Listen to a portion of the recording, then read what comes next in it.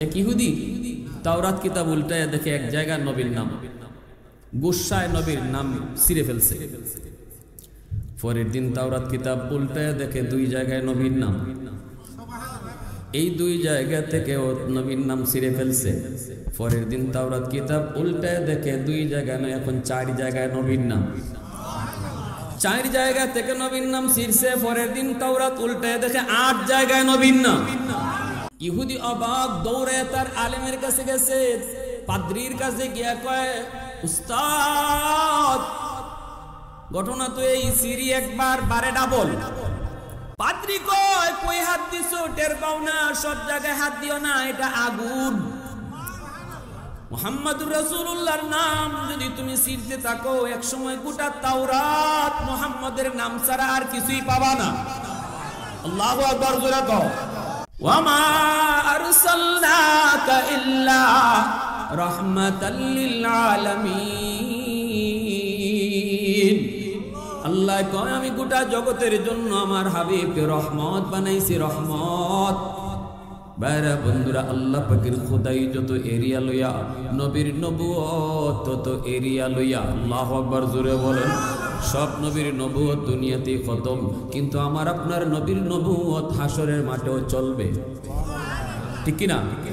সব নবী হাসরের মাঠে ইয়া নফসি বলবে, কিন্তু আমার আপনার নবী ইয়া উম্মতি বলবে। আদম নবী ডাক দিয়ে কইব, আহমদ, ও আহমদ। আদম আলাইহিস সালামের বডিটা তালগাছের মতো উঁচা হবে। আদম আলাইহিস সালাম বলবো, ও আহমদ। আমার নবী দৌড়ে আসবে, বাবা কেন ডাকছেন? আদম আলাইহিস সালাম বলবে, আহমদ, একজন লোককে জাহান্নামে নিয়ে যাইতেছে, ফেরেশতারা, জাহান্নামের ফেরেশতারা হাতে পায়ে ধইরা তারা জাহান্নামে নিয়ে যায়। মনে হচ্ছে তোমার উম্মত, যায় একটু তাড়াতাড়ি বাঁচাও। সুবহানাল্লাহ, জোরে। সব নবীর উম্মত জাহান্নামে যখন যাবে, তখন হাতে পায়ে বেরি লাগানো থাকবে, কিন্তু আমরাই শুধু একমাত্র উম্মতে মুহাম্মদীর হাতে পায়ে কোনো বেরি থাকবে না। জাহান্নামের দারোয়ান ফেরেশতা মালিক দারোগায় কইব, এটা কারা, কার লই আইছো? তখন ফেরেশতারা কইবে, আসামি লই আইছি। কয় কের আসামি? কয় জাহান্নামী, দুজখী। ফেরেশতা মালিক ফেরেশতা তখন কইব, আসামির তো কোনো আলামত দেখি না। আসামি হইলে তো তার হাতে পায়ে বেরি থাকবে, তার চেহারা কালো থাকবে। চেহারা তো তার কালো না, হাতে পায়ে কোনো বেরি না, কেমনে বুঝি এটা আসামি, কেমনে বুঝি সে দুজখী? ফেরেশতারা তখন কইব, এত কিছু বুঝি না, আল্লাহ আমাদেরকে আনতে বলছে তাই নিয়ে আসছি। তখন মালিক ফেরেশতারে আল্লাহ পাক ডাক দিয়ে কইব, মালিক কথা কইস না, সকল আসামির মতো এই আসামি না, এটা আসামি হলো আমার বন্ধুর উম্মত, এটা আসামি হলো আমার বন্ধুর উম্মত। হাতে পায়ে বেরি আমার বন্ধুর উম্মতকে আমি আল্লাহ লাগাবো না। যে হাতে পায়ে ওযুর পানি লাগছে, এই হাতে পায়ে বেরি লাগে না। যেই মুখের মধ্যে ওযুর পানি লাগছে, ওই মুখ কোনোদিন কালো হয় না। রহমতের নবী, মায়ার নবী একটা দৌড় দিবেন, দৌড়, ফেরেশতাদের পিছনে দৌড়া। নবীজি বলেন, কোমরে যেভাবে গামছা বাঁধে আমরা দৌড় দিই, এইভাবে আমি নবী দৌড় দিব, পিছন থেকে ডাকতে শুরু করব, ও ফেরেশতারা থাম, ইয়া মালাইকা কিফিয়া মালাইকা, ও ফেরেশতারা থামো। কিন্তু ফেরেশতারা তো থামে না, তারা তো নবীর উম্মতকে নিয়ে চলে যাইতেছে। নবী জিজ্ঞেস করেছিলেন বাবা আদমকে, বাবা আপনি কেমনে বুঝলেন এটা আমার উম্মত? তখনই আদম পয়গম্বর কয়, আহমদ, আমি তার হাতে পায়ে ওযুর জায়গাগুলি চমকাইতে দেখছি। গুররাম মুহাজ্জিলিন মিন আসারিল ওযু, যারা ওযু করবে নবীর এই উম্মতের দল, কিয়ামতের মাঠে ওযুর অঙ্গগুলি চমকাবে। তখনই নবী দৌড় দেয় আর ফেরেশতাদেরকে ডাকে, কিন্তু ফেরেশতারা তো ডাকে সাড়া দেয় না। নবী দৌড়তেছে, এরপরও ডাকে সাড়া দেয় না। নবীজি বারবার মাটিতে পড়ে যান দৌড়ায়া, এরপরে ওইটা নবী আবারও দৌড়াইতে থাকেন, শুধু উম্মতি কয়া।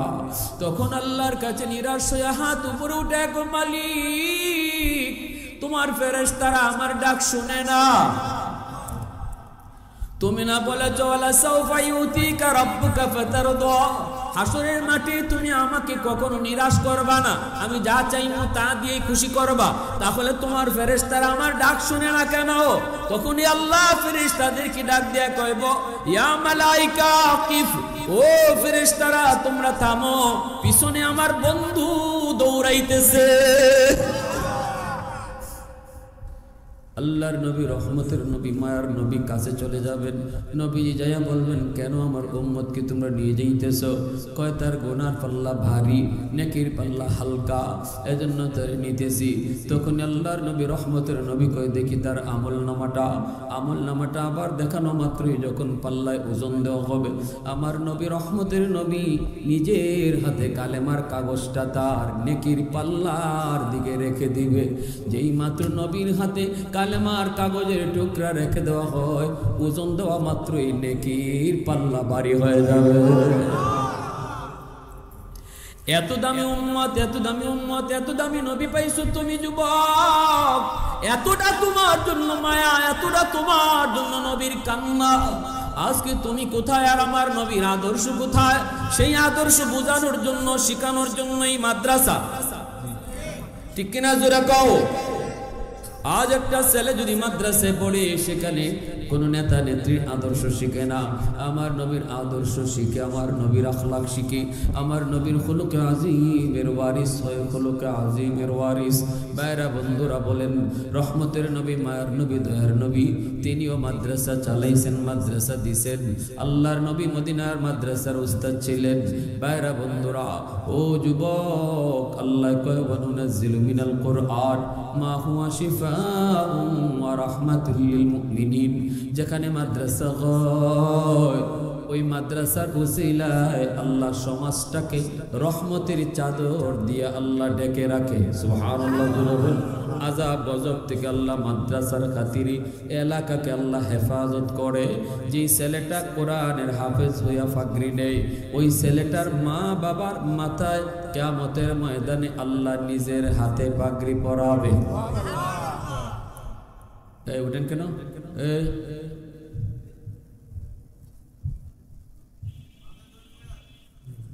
ভাইরা বন্ধুরা, জন্য বলি কি,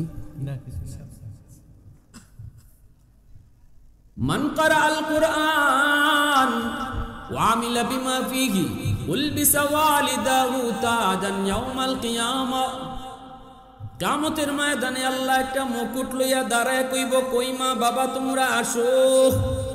নবীর মা বাবা যায় কইব, আল্লাহ আমি নূহ নবীর আম্মা, আমি নূহ নবীর আব্বা। আল্লাহ পাক কইব, আমি তোমাকে খুঁজি না। আরেকজন যে কইব, আল্লাহ আমি অমুক নবীর আব্বা, অমুক নবীর আম্মা। আল্লাহ নিজের হাতে কাকে যেন পাগড়ি পরাইতে চায়। কাকে কয়? মা বাবাকে। কার মা বাবা কেউ জানে না। এজন্য নবীর মা বাবা যে হাজির হয়, আল্লাহ কয় তোমাদেরকে না, তোমাকে না, তোমাকে না। হঠাৎ করে একজন হাফেজ কোরআনের মা আয়েশা কয়, আল্লাহ আমি অমুক হাফেজ সাহেবের আম্মা, আমি অমুক হাফেজ কোরআনের বাবা, আমি অমুক আলেমের আম্মা। আল্লাহ পাক তখনই হাসরবাসীর সামনে লক্ষ্য করে কয়, আমি তো আজ তোমাকে খুঁজতেছি।